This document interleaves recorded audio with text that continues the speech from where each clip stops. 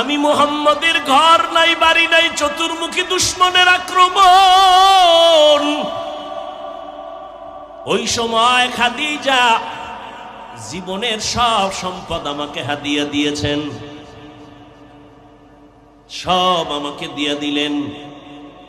আমি হেরা গুহায় গিয়া আল্লাহর ধ্যানে কাটাইতাম।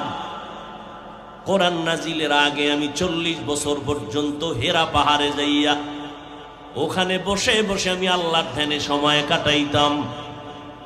সপ্তাহে সপ্তাহ থাকতাম, আসতাম না।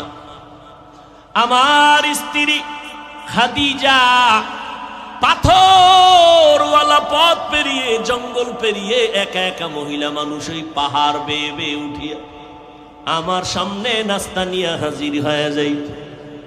আমি খাদিজার কথা বলতে পারি না।